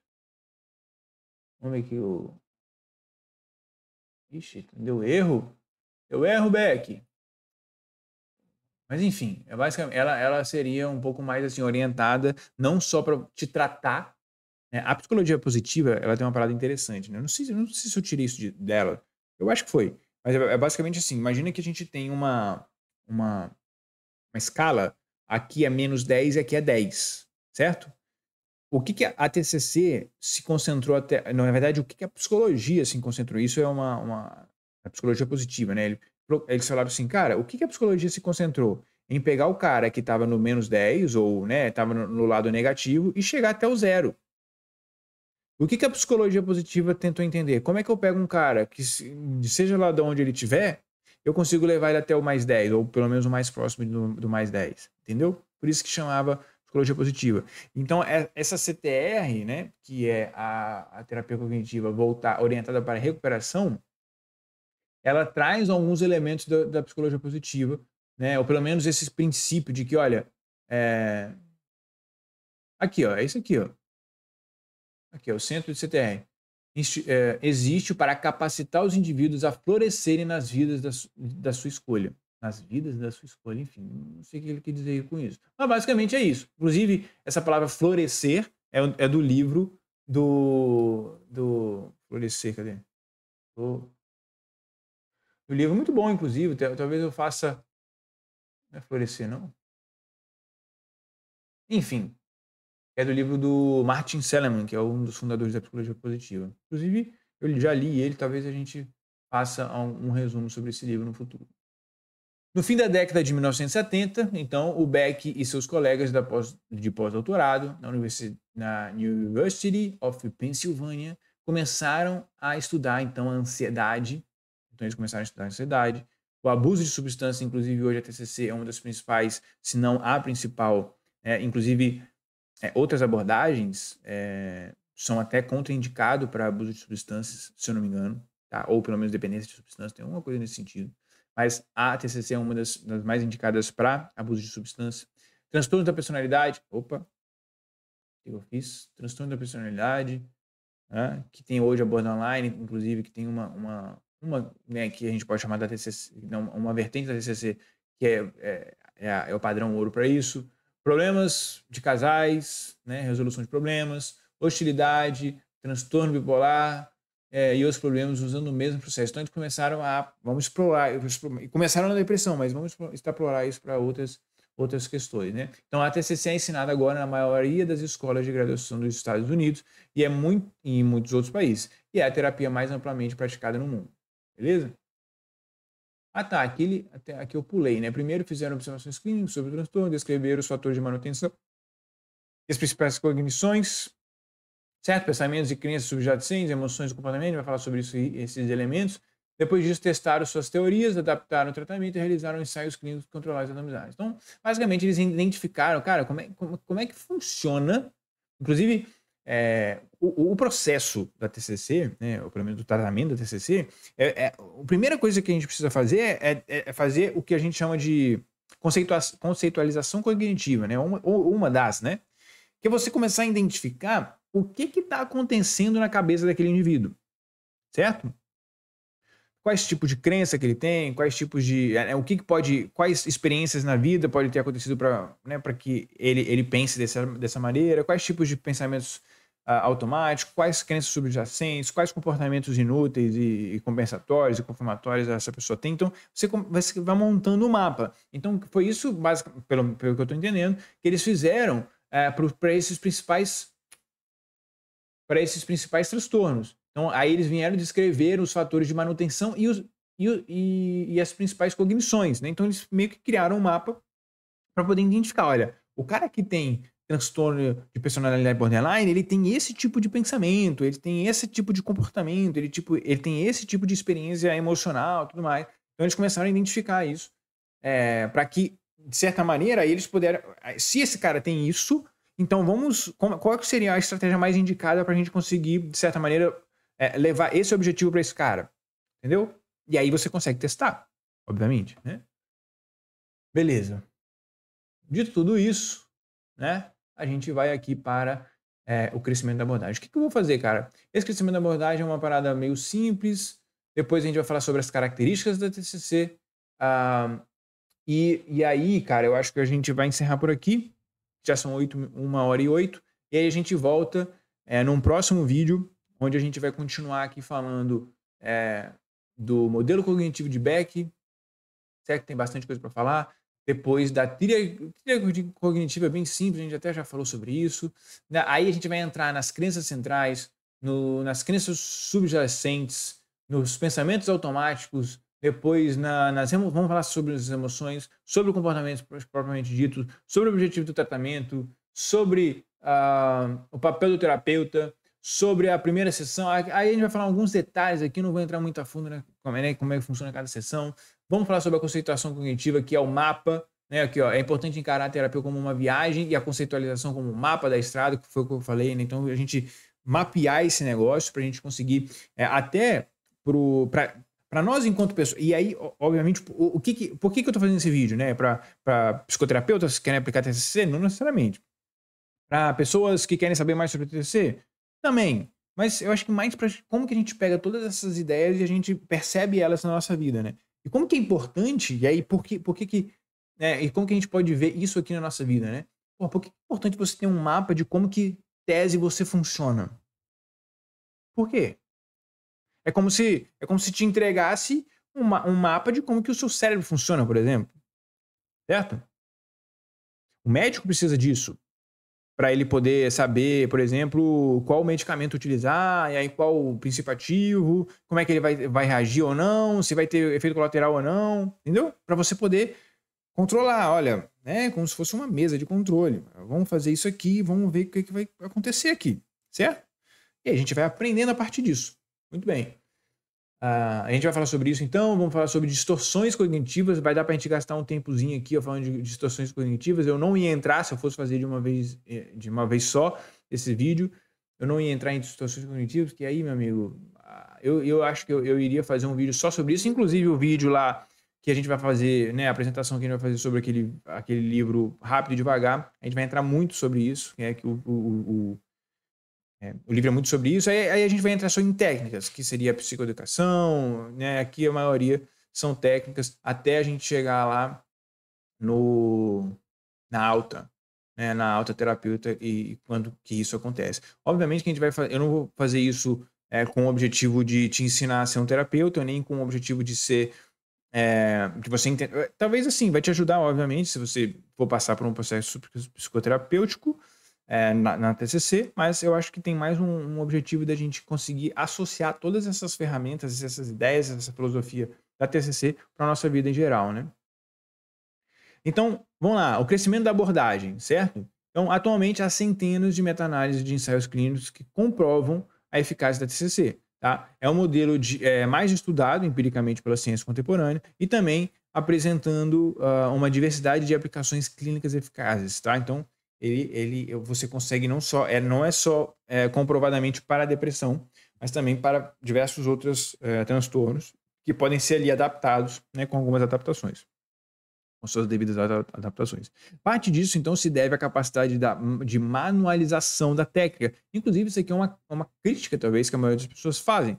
Ah, não, porque você tem que seguir um protocolo, porque as pessoas não são necessariamente assim, não são necessariamente assadas, certo? Elas não são iguais. Eu, Lucas, tenho uma teoria na minha cabeça que nós somos muito mais iguais. Vamos pesquisar aqui. Ó, quanto do DNA é igual? Sei lá. Vamos ver se aqui fala. Os cientistas chegaram à conclusão. Olha só isso aqui. Os cientistas chegaram à conclusão de que a suposição de que o DNA de dois seres humanos. Ixi, já não se sustenta. Bom, alguém falou que os DNAs, né, por exemplo, o meu e o seu que está ouvindo, eles são 99,9% semelhantes, tá? E aí alguém veio aqui na BBC e desmentiu isso, tá? Falou, olha, não se sustenta. Beleza, ok.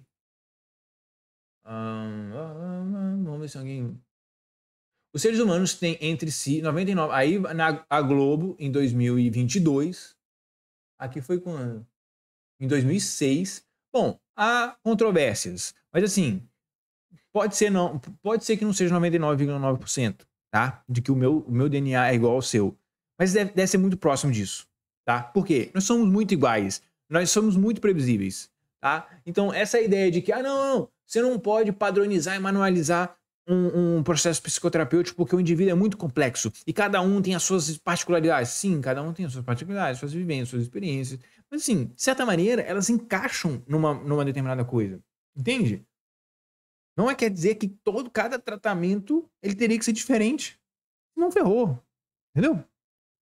Então, pela capacidade... e aí, óbvio, se a gente extrapolar isso para a nossa vida real, será que a gente tem que tratar as pessoas como elas gostariam de ser tratadas? Aí ferrou, porque a gente não sabe como que as outras pessoas gostariam de ser tratadas. Né? Será que a gente tem que se adequar às diferentes realidades? Sim, em certa medida sim. Né? Mas os princípios, né, que nós temos, eles têm que se manter o mesmo. Não dá para você chegar na casa dos seus pais e se comportar de uma maneira, certo? Sei lá, algumas palavras, entende? Querendo passar aquela ideia de que, né, você é uma boa pessoa responsável, e quando você vai para os seus amigos, você despiroca tudo, né? Dá para ver que há uma incoerência, certo? Então, eu acredito que o processo psicoterapêutico da TCC, ele há uma coerência, ele há padrões, certo? E que eles, obviamente, vão se ajustando diante daquele indivíduo que está aqui na frente. E por isso que a gente consegue testar em diferentes cenários, né? Então, olha só, permite a replicabilidade em diversos contextos com maior precisão, certo? Muito bem. E aí aqui algumas questões, né, em relação à depressão. Então muitos estudos metais indicam que é efetiva para a depressão, leve ou moderada, ou até mesmo grave. Quando é grave, é indicado que seja junto com, né, algum medicamento. Além disso, a efetividade, ou com a medicamento não, né, com a farmacoterapia. Além disso, a efetividade da TCC na depressão é tão ou mais robusta que a farmacoterapia ou outros tipos de intervenções psicológicas. Tá? Quando a depressão é média ou moderada, é leve ou moderada, é indicado apenas a TCC inicialmente. Tá?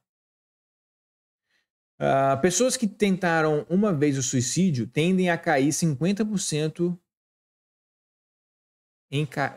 cair em 50% uma possível nova tentativa. Tá? Então a TCC auxilia esse indivíduo, tá? Que já tentou suicídio uma vez, ele auxilia, ou pelo menos é uma das que mais tem resultado, não é lá das maiores, né, que é 50%, né? A gente tem que estudar para ver como é que a gente consegue tornar, né, ou adaptar a TCC para que ela seja mais efetiva nisso, certo? Mas, né, dentre as que a gente tem hoje, é uma das melhores, né, ou mais indicadas, e consegue aí reduzir. Então, a cada 10 pessoas que tentaram suicídio, que passaram pela TCC, 5 talvez não vão ter mais uma nova tentativa, tá? Na média.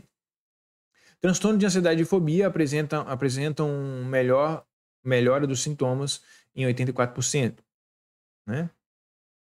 Inclusive, eu fiz um vídeo aqui só falando sobre o medo de falar em público. Ficou bem legal, inclusive. Que é a TCC voltada para isso, né? A gente vai trabalhar muito reestruturação cognitiva e exposição. Tá? Tem bastante. Ficou bem legal, inclusive deve estar por aí, se achar.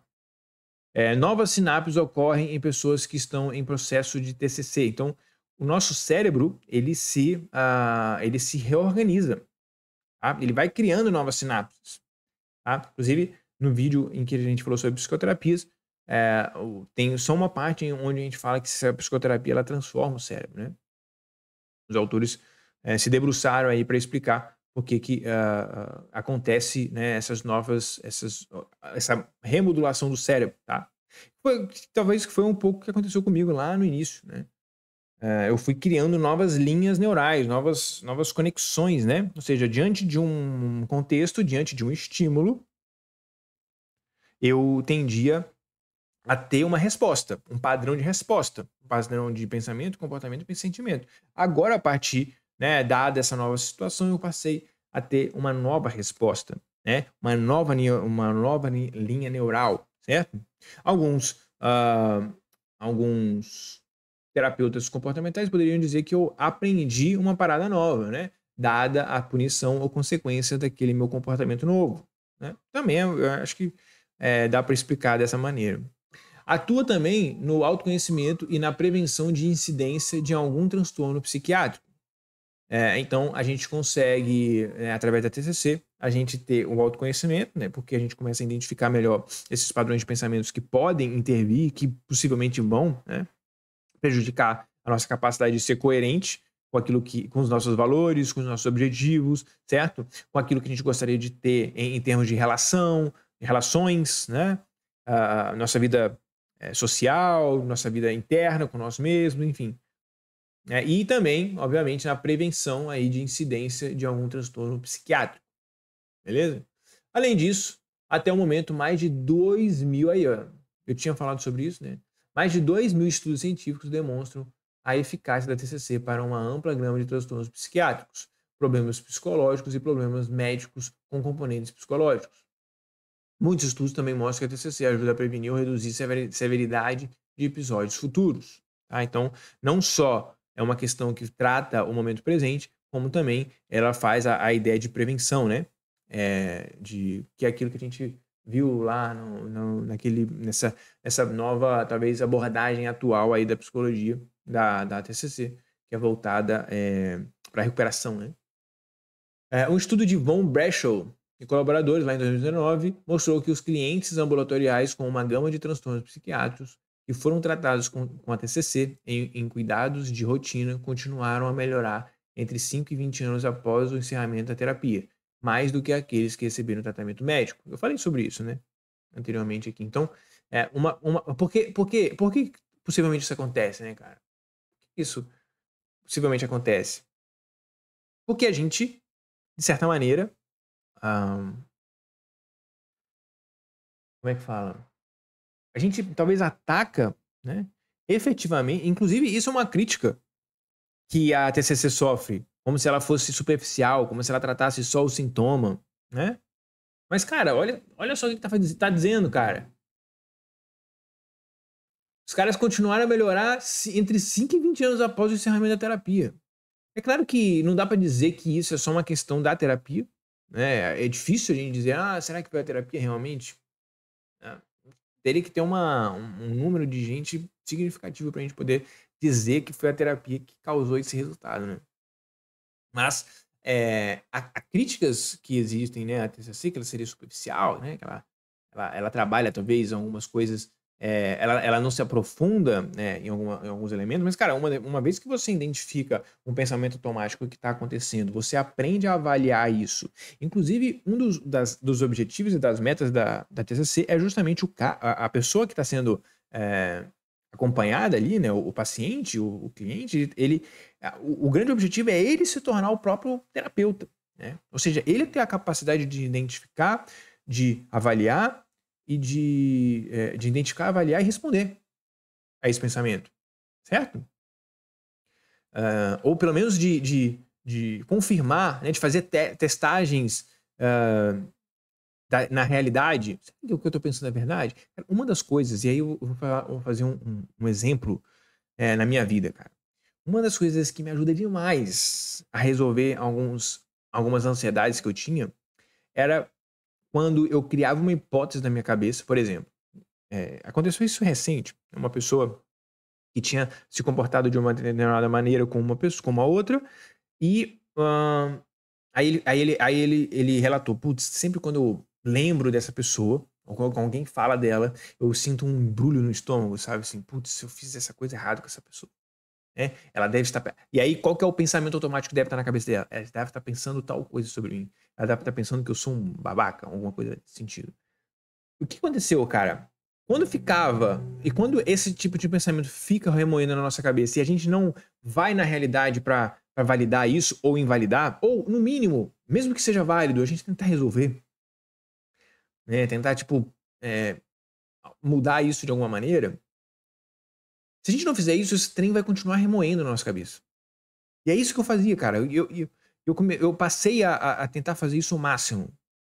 Sabe? Ser honesto com esses pensamentos automáticos que vêm na minha cabeça. Parece que esses pensamentos automáticos, em grande medida, eles são os mensageiros. Entendeu? A gente tem que entender, talvez, e aí é uma teoria, uma análise, é uma abstração minha. Talvez a gente teria que entender o que eles estão querendo nos dizer. Olha, você agiu de uma maneira que, pelos seus valores, certo? Pelo aquilo que você acredita que seja bom né, sei lá, valioso, você não fez. Você, de certa maneira, chateou essa pessoa, né? Então, ela deve estar pensando isso sobre você. Não se sinta mal necessariamente, mas vai lá e faz alguma coisa. E esse sentimento de tristeza, inclusive a gente vai falar sobre isso aqui nas emoções, no próximo vídeo. E esse sentimento de tristeza seja, né, uma coisa que vai te mover a agir mais, ou pelo menos seja um sinal, né, do que você deveria fazer né, em relação a esse acontecimento. E isso acontece muito comigo. Eu sempre tento resolver essas questões que ficam pendentes aí, para que eu pare, pelo menos eu de certa maneira,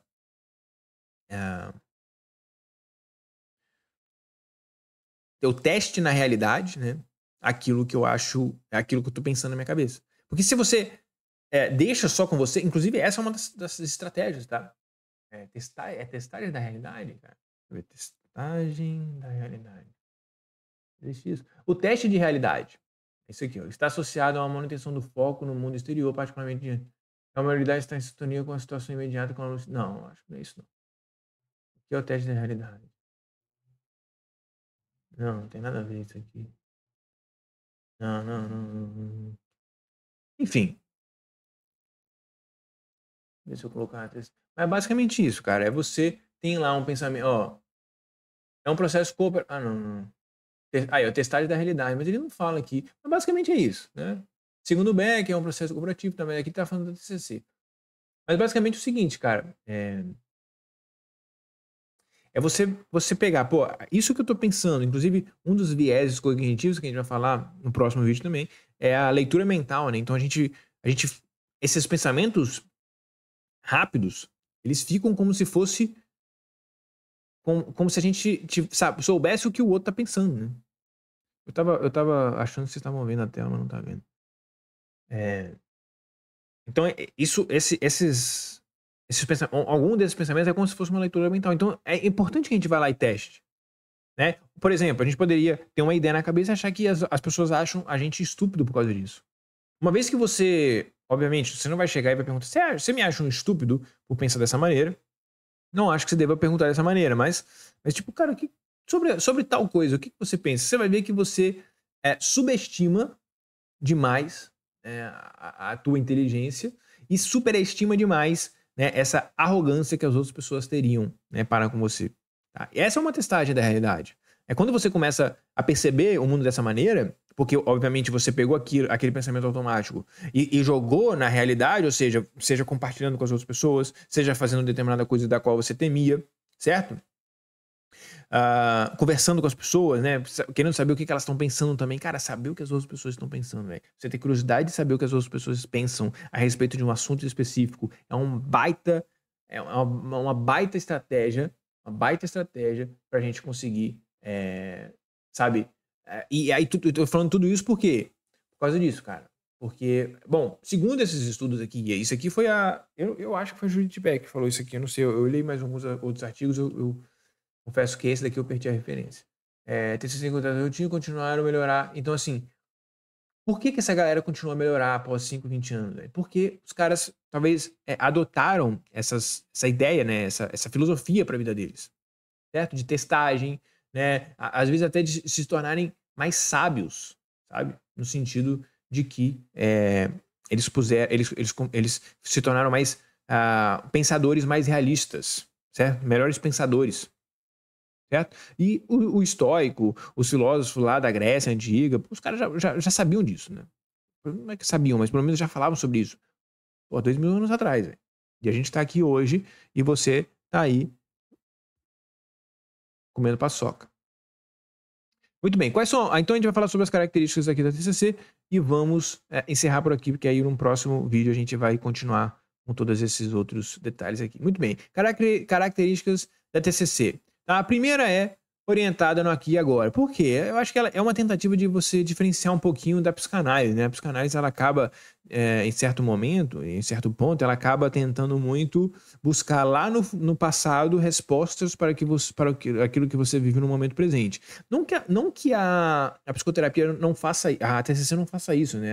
Ela tenta identificar, por exemplo, quais experiências no passado podem explicar algumas crenças que você tem, né? Mas eu acho que quando ela diz que é orientada no aqui e agora, ela é direcionada para resoluções de problemas atuais, né? Então, acaba que, tipo assim, cara, vamos lá, de nada nos adianta a gente saber que, sei lá, você tem esse problema de depressão porque você teve uma relação específica assim com a sua mãe. Assim, não é que de nada adianta. Claro, é importante, talvez. Mas assim, o que a gente quer efetivamente é que você torne mais funcional e resolva os seus BOs. Né? Se isso foi por causa da sua mãe ou não, se a gente não precisar saber disso, né, ou qual é a origem disso, mas se a gente conseguir resolver esse BO sem precisar ficar lá escavando o passado, beleza, então vamos focar nisso. Né? O foco é esse. Beleza? Aí tem aqui sobre a questão do CTR, né? Que eu, inclusive eu falei lá atrás, né? Que ela enfatiza os pontos fortes, qualidades pessoais, né? Enfim, isso aí é um papo para um outro vídeo. Então, a TCC também ela é estruturada, como a gente comentou. Então, ela tem o início, meio e fim. E ela tem ponte entre as sessões. Então, uma sessão se conversa com a outra. Ela, inclusive, tem pauta, né? Olha só aqui. A parte inicial, ela conduz uma verificação de humor, ela define pauta, ela pede uma atualização. Por quê? E aí você se pergunta, tá, pô, Lucas, mas uma psicoterapia tem que ter isso, cara? Cara, primeiro, você não necessariamente precisa seguir isso, mas o ideal é que seja, né? E segundo que, se você segue isso aqui, se você dá isso aqui para um leigo, por exemplo, seguir isso, e o cara tem resultado, apesar de você ser um leigo, leigo não, né? Leigo é uma palavra ruim, mas apesar de você ser um iniciante, quer dizer que a técnica tem grande influência. Por isso que eles padronizaram, né? Para eles conseguirem medir se a técnica tem, ou se não é porque o cara é experiente. É porque se você pega a mesma técnica e coloca para um cara experiente ou um cara iniciante, e você vê que tem um resultado muito, muito diferente um do outro, aí você vai falar, porra, então quer dizer que a experiência é mais válida do que a técnica, especificamente, que esses caras estão utilizando. Inclusive, existem alguns estudos que vão tentar avaliar isso, né? Então, ó, os terapeutas que trabalham com TCC viam conduzir uma terapia aqui, ó, com maior eficiência possível para ajudar os clientes a se sentirem melhor e mais rapidamente e mais rápido possível, tá? Inclusive eu vou falar sobre isso. Aderir um formato padrão, então, assim como ensinar as técnicas terapêuticas aos clientes, facilita esses objetivos. Você tenderá a usar esse formato. Aí aqui a Judith Beck falando para mim, no caso, enquanto psicoterapeuta, né, futuro psicoterapeuta. Você tenderá a usar esse formato em todas as sessões, a menos que o seu cliente tenha objeções ou cujo poderá precisar de negociação e tal. Entendeu? Então, cara, isso aqui é muito importante, né? Para você não chegar e dizer. Sabe por quê? Até eu vou te dizer. O que pode acontecer, cara? O terapeuta, ele achar que se ele. Não preciso seguir padrão nenhum, não. Eu vou aqui, eu tenho tanta experiência, eu vou aqui no fluxo do negócio. Entendeu? Eu vou ver o que. Vou sentindo o que tá acontecendo, entendeu? Cara, a chance de você caminhar para um lugar completamente equivocado, a chance de você ser guiado ali por um pensamento automático, né, enviesado, por diversos vieses que a gente vai falar aqui, né, no próximo vídeo, a segunda parte desse vídeo, a chance de você, putz, errar é grande, velho. Então, o ideal é você seguir um padrão, tá? É seguir o padrão. Até porque é,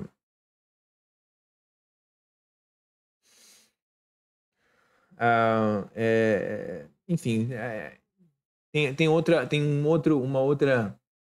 argumento a favor disso aqui, mas ele é meio complexo de explicar. Eu não saberia, talvez, dizer da melhor maneira. Relação igual, então, existe aqui uma relação igual entre paciente e terapeuta. Inclusive, eu já fiz, eu não sei se eu já falei isso em algum vídeo, mas que é como se, tipo assim, na psicanálise, parece que o paciente fala muito mais do que o terapeuta.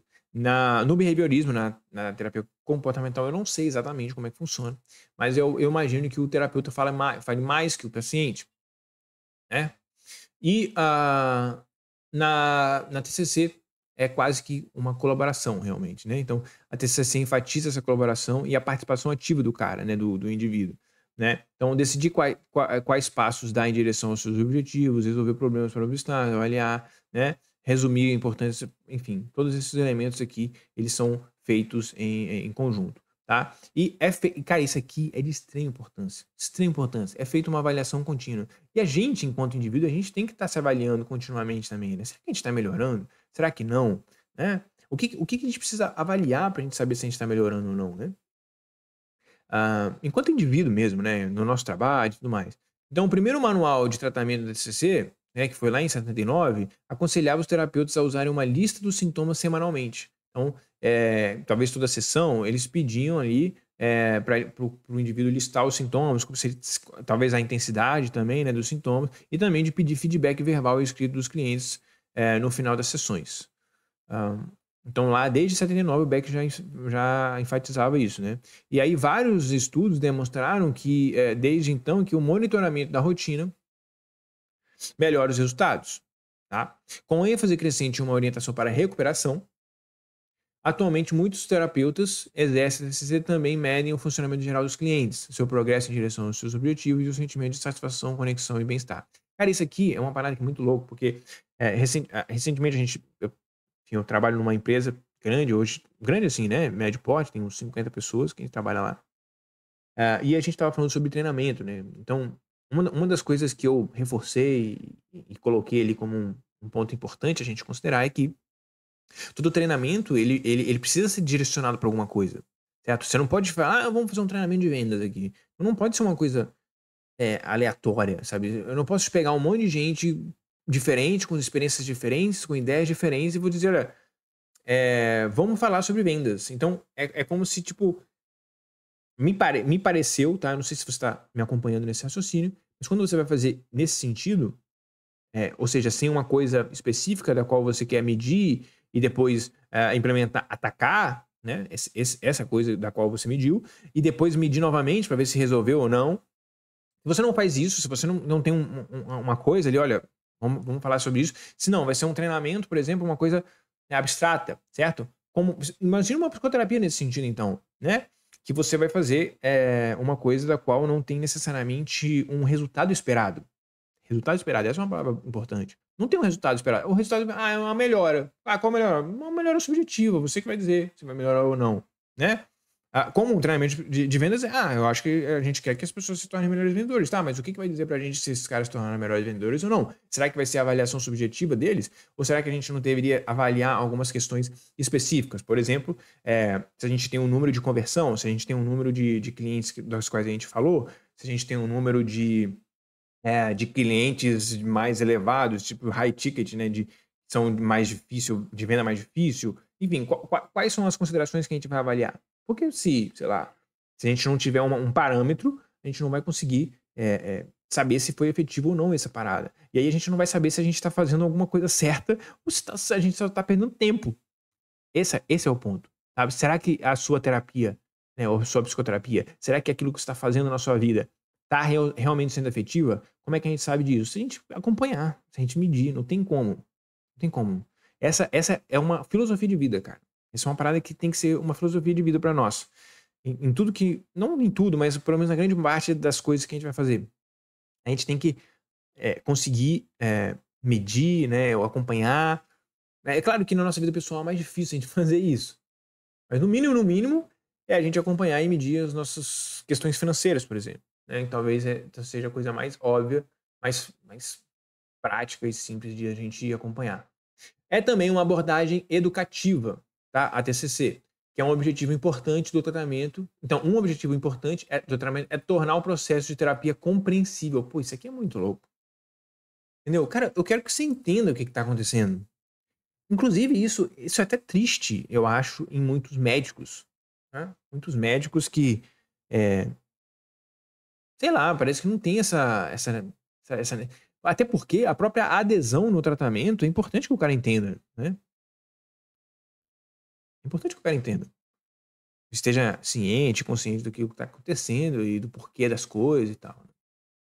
Então, ela é estruturada, já falamos sobre isso, orientada aqui agora, e ela tem o foco na modificação de comportamentos disfuncionais, um dos focos, né?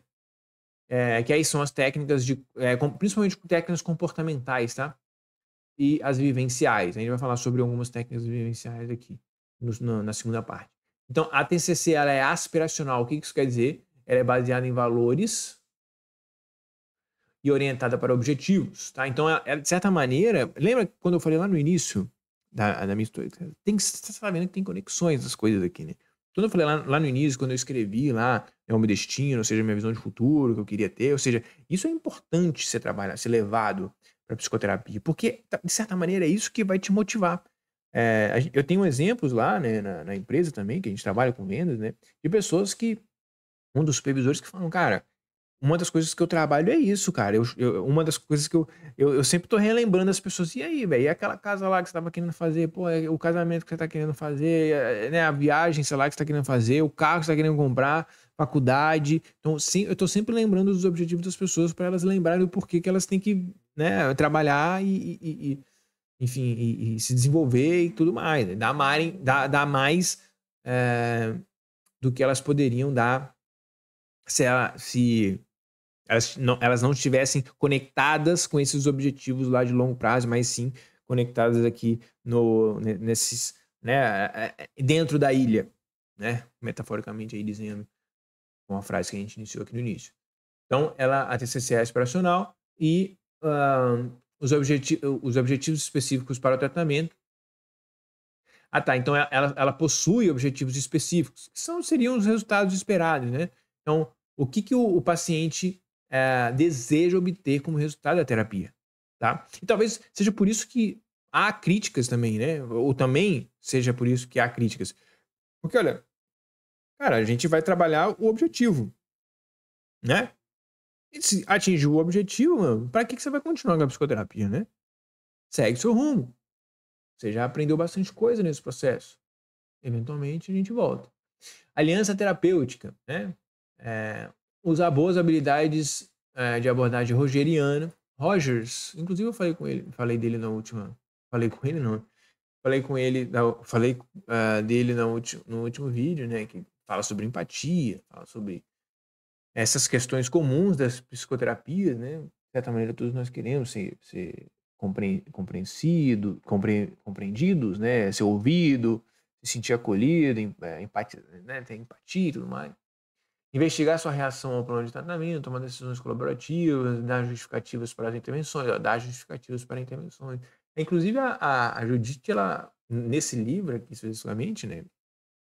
Que ela escreveu, ela mostra vários diálogos, né? E nesses diálogos ela sempre é bem, posso continuar? Posso, você entendeu dessa maneira? Enfim, sempre faz essas perguntas, né? Pra saber se o cara tá acompanhando e tudo mais, né? Pra ela não sair na frente do cara e aí o cara ficou lá atrás já e ela tá achando que o cara tá acompanhando ele, né? É importante isso. Alguns clientes, particularmente aqueles com transtorno da personalidade, requerem uma ênfase maior na relação terapêutica, estratégia avançada aqui. Beleza. A outra a TCC é atenta ao tempo de tratamento. Antes, tá? Parece que a galera do TCC falava que ela era uma psicoterapia de curto prazo, tá? Ou uma terapia breve. Só que agora, na verdade, o que eles falam é, não, a TCC ela é atenta ao tempo do tratamento. Ou seja, a gente quer ser, aqui tá dizendo, eu costumava dizer que a TCC era uma terapia de curta duração. Muitos clientes com depressão e transtorno de ansiedade requerem entre 6 e 16 sessões. Olha só que louco, né? Não é rápido, né? Se for uma vez. E, assim, claro, comparado, por exemplo, com a psicanálise, né? A psicanálise que é um grande exemplo aí de terapia longa, que normalmente, às vezes, nem tem fim, né? Nem tem prazo para terminar. Vai até enquanto você quiser pagar. E aí, por que eles dizem isso, né? Que eles são atentos ao tempo. Porque nós tentamos, o terapeuta cognitivo comportamental tenta deixar o tratamento o mais curto possível, ao mesmo tempo que ainda cumpre com os objetivos. Sacou? É isso. Então, ajuda os clientes a recuperarem dos seus transtornos, seu transtorno, a trabalhar a realização de suas aspirações, valores e objetivos, resolver suas questões, promoverem satisfação e prazer na vida e aprender habilidades para promover resiliência e evitar a recaída. Meu amigo, uma vez que você resolveu, é claro que aqui tem muito objetivo, né? Mas uma vez assim que você resolveu principalmente o objetivo da qual te levou à terapia, não tem motivo de eu te manter aqui, né? Então, ó, já chegamos no seu objetivo, a não ser que você tenha outro, que você queira continuar.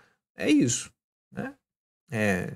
E, obviamente, a partir do momento que você vai mensurando, né, se você está chegando próximo desse objetivo, né? Lembra aqui que a gente falou, né, da mensuração aqui? Cadê?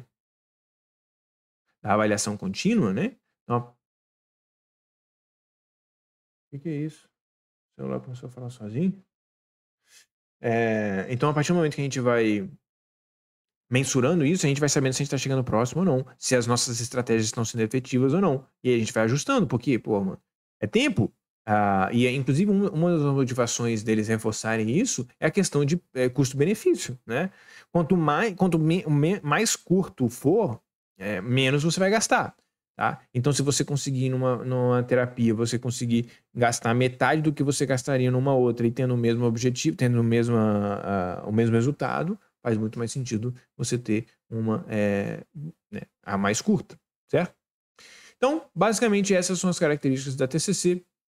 E no próximo vídeo a gente vai entrar a fundo aqui nos componentes dela, né? Para a gente entender também como é que funciona aí essas questões dos pensamentos, das nossas emoções, dos comportamentos e como é que a gente modula isso, não só para a gente sair do -10 para chegar no zero, mas como também a gente sair do zero para chegar ao mais próximo do +10, ou seja, a gente começar a ter uma vida com mais qualidade também.